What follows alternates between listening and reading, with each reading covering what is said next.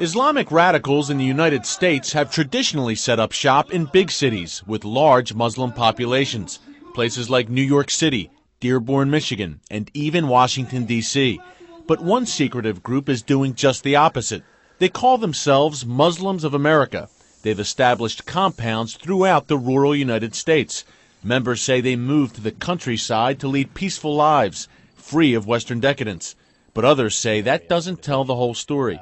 Certainly, when you're in a rural area, it enables you to better escape from the prying eyes of law enforcement. CBN News consultant David Gartenstein-Ross says Muslims of America has close ties to a violent Pakistani group named Jamaat ul-Fuqra.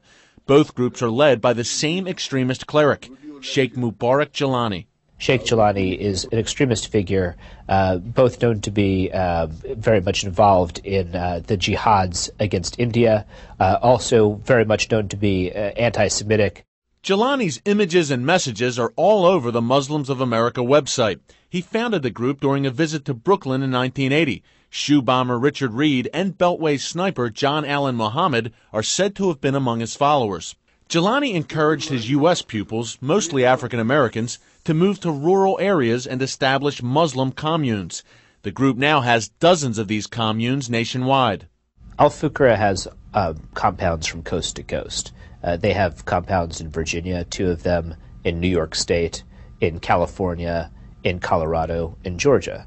And what this indicates is that they're going to areas where land is plentiful, where you can get land for relatively cheap prices. CBN News visited the group's 45-acre site in Red House, Virginia, a town so small you can barely find it on a map. Red House, Virginia is as rural as it gets. There's no traffic lights, and the only signs of industry here are a pair of convenience stores. So when a street sign popped up named after a radical Pakistani sheikh, along with men and women dressed in traditional Islamic garb, locals took notice. About 100 people live in run-down trailers on the Red House compound. Members declined to speak to CBN News on camera. We're just trying to, well, what's this? Wait. It's okay. We tried to ask them about this sign in front of the compound. It's a symbol of the group's devotion to Sheikh Jilani. Jilani has been on U.S. intelligence agencies' radar for years. He's currently under investigation for possible ties to al-Qaeda. American journalist Daniel Pearl was on his way to interview Jilani in 2002 when he was murdered. The sheikh denies any involvement in Pearl's killing. CBN News spoke to a former member of Muslims of America who wishes to remain anonymous. Mustafa says Sheikh Jilani runs the group from Lahore, Pakistan. He's the leader of the group. He's a former member of the Pakistani military. His father was one of the founding fathers. He has great connections to the Pakistani intelligence, the ISI. Mustafa says Muslims of America serves as a cash cow for Jilani and Jamaat al-Fuqra.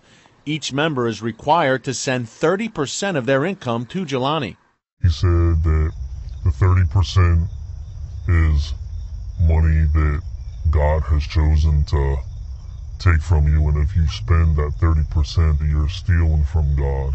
Group members hand-delivered thousands of dollars in cash at a time to Jilani in Pakistan.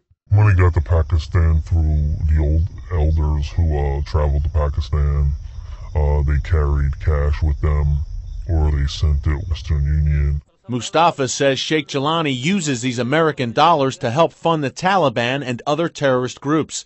Muslims of America compounds are filled with ex-cons from rough backgrounds. Many converted to Islam in prison. Mustafa says there's at least one semi-automatic weapon in every home.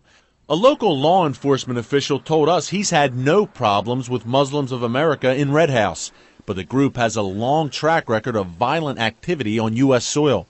During the 80s and 90s, members firebombed Hindu and Hare Krishna temples and assassinated 2 rival Muslim leaders. Federal raids on the group's Colorado compound in the early 90s turned up bombs, automatic weapons, and plans for terrorist attacks.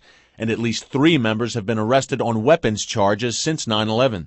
Mustafa says the group raises money through a variety of criminal activities. It's all illegal. If you're bootlegging videotapes, CDs, clothing. In March, federal investigators broke up a multi-state counterfeit goods ring. Local residents tell CBN News that some of those arrested lived at the Red House compound. It's all counterfeit movies, not sanctioned by Paramount or MGM or things like that. They're not legitimate. Law enforcement sources say they're keeping a close eye on Muslims of America compounds. One of the law enforcement officials that I spoke with was concerned that you could have a Waco-type situation. But this video on the group's website shows the former head of South Carolina's FBI branch speaking at a Muslims of America sponsored event in 2004. It's indeed my pleasure and an honor to be here today. As for Mustafa, he continues to fear for his safety, but he says he's speaking out because he considers Muslims of America a dangerous group. In Red House, Virginia, Eric Stakelbeck, CBN News.